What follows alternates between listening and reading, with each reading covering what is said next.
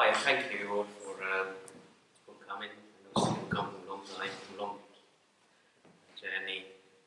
We will have a brief talk about Al-Khidr, or the Green One, from Islamic Sufi perspective. The talk will be three sections. First will be about the color, why is it green, why it's called the Green One, and his name in some Arabic sources. What do they call him in the books? And the second section will be about his mission, how the school, the Islamic school and the Sufi masters see his spiritual mission to them. And then last thing I'll talk about is his spiritual status in the Islamic history and within the Sufi community.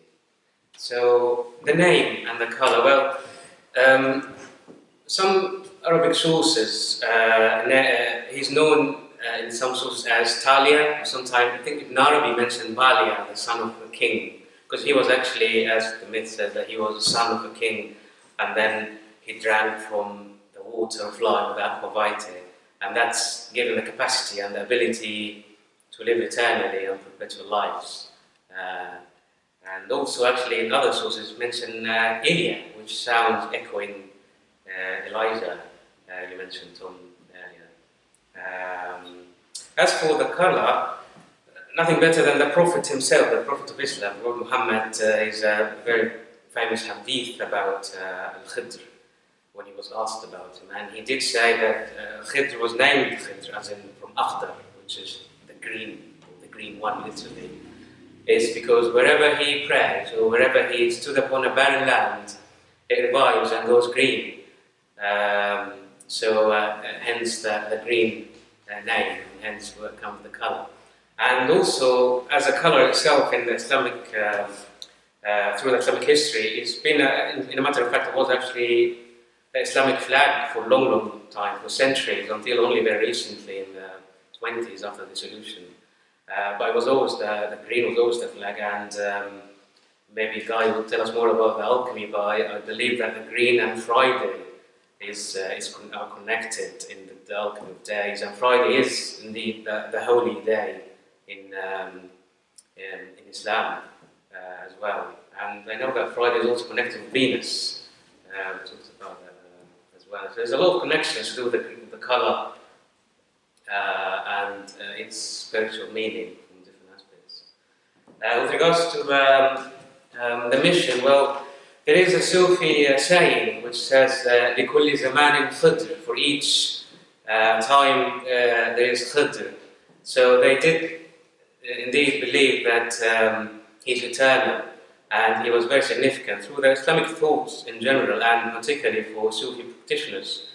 And they believe that he is eternal, mystical, mysterious master, and he guides them through the Sufi path, sometimes through dreams or visions, and as we will see a couple of examples in a minute. And he's been acknowledged actually from the very, very early stage through the Imam Ali, who is of course the cousin of the Prophet Muhammad. In many writings of the Imam Ali, he mentioned to his disciples some supplications he's been taught himself by the Green One, or Al-Khidr. We cannot mention Al-Khidr without mentioning Ibn Arabi, because he indeed he was very generous to leave to us a legacy of a lot of writings, and with in many occasions about his relation with Al-Khidr. I can mention a couple. Of course, he did say clearly that I've worn the green cloth, which is it's a sign for initiation. So we can see that he claims that he's been initiated, spiritually initiated by Al-Khidr. Not just that, also his master and the master of his master. He did mention that they all have worn the green cloth. And another example, I found it quite fascinating. It shows how Al-Khidr is actually alive within the community, within the Islamic community and the Sufi in particular community. So now again, by Ibn Arabi, he was in disagreement with one of his masters once on a subject, and then he left his master after he disagreed with him, and he saw Al-Khidr, and Al-Khidr told him, go back and submit to your master. So he went back to his master, and then his master told him, oh Muhammad, that's his first name. Oh Muhammad, do you really need Al-Khidr every time you disagree with one of your masters on any certain occasion? So it's amazing. So obviously he didn't know about his relation and his talk with Al-Khidr. He must have himself that kind of connection as well as Ibn Arabi with Al-Khidr. So that shows how much he's just alive within the community all the time. So the last section, which is the spiritual status of Al-Khidr, as how the scholar see it. So I thought the best way to describe it is through God himself, how he described Al-Khidr in the Quran. And the story is mentioned in chapter 18, which is Al-Kahf. About 22 verses from verse 60 up to verse 82. I will only stress on 2 verses that talks particularly about Al-Khidr.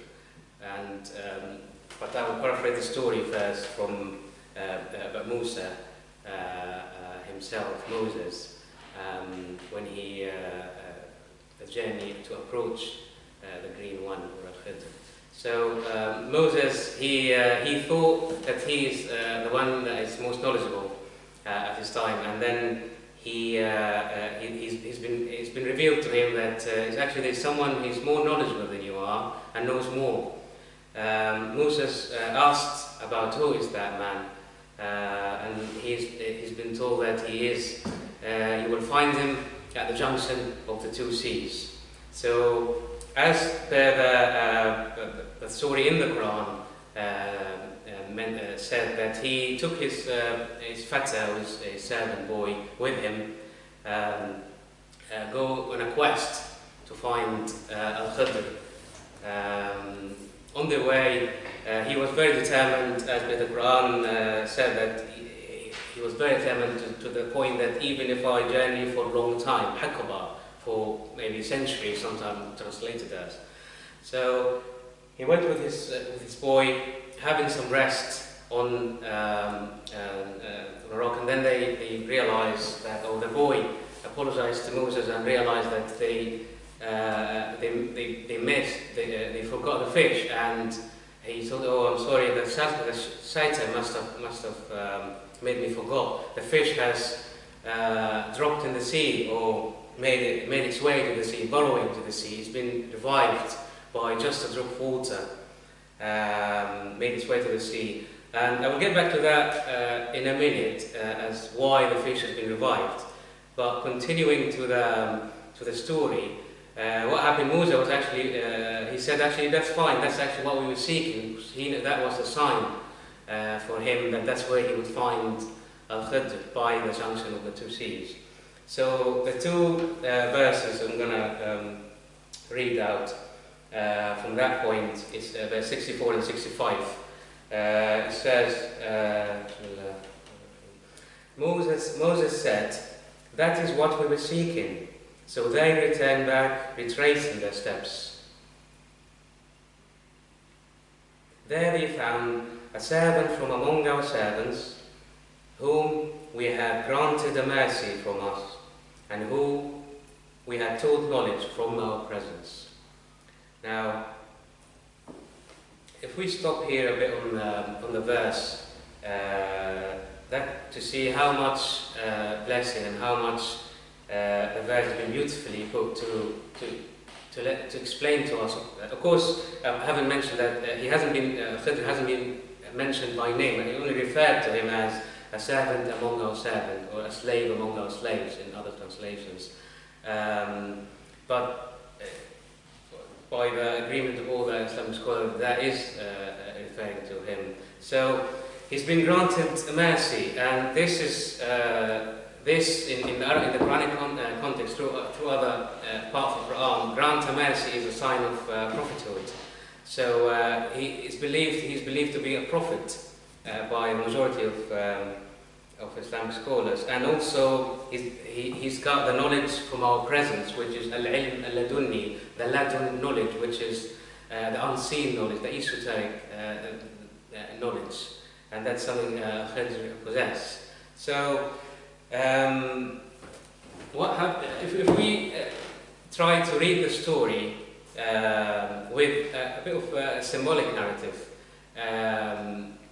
Moses meets Al-Khidr by the junction of the two seas. The two seas referred in the Quran in many other occasions is known as the fresh water and the salty water, the river and the sea. The river with its linearity and its direction, it's very direct, linear to the nature. And it refers to the station of subsistence into God, or Baqa, in which Moses were at this time. And the sea, which is vast and enormous, unpredictable. It refers to the station of evanescence, station of extinction into God. And that's where the knowledge of Khidr possesses, almost like the knowledge of the exoteric knowledge of the divine and the esoteric knowledge of the divine. And they meet at the junction, which symbolizes the human soul.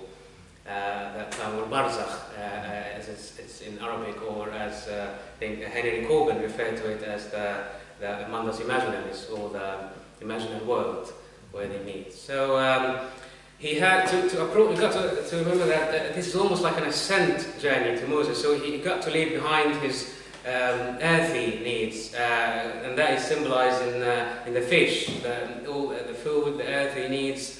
And also he's got to leave behind his boy, which is it symbolizes the rational mind. He's about to go through a spiritual, completely different dimension, completely different realm of existence. And it's very subtly mentioned in the Quran, this idea of leaving his rational mind behind. We noticed that in the verses I just mentioned. Where are we? They found a servant, and all that time has been talking about they. They went through a journey. They found the servant. Now, once he found Al-Khidr, Moses said unto him, "Shall I follow thee, that thou mightest teach me some of what which thou hast been taught of sound judgment or right guidance?" So it's only now it's only Moses. He had to leave his rational mind behind to go through that spiritual journey. So you can see that that's how the green man, or the green one, is portrayed in the Quran, and it's the possession of that spiritual knowledge.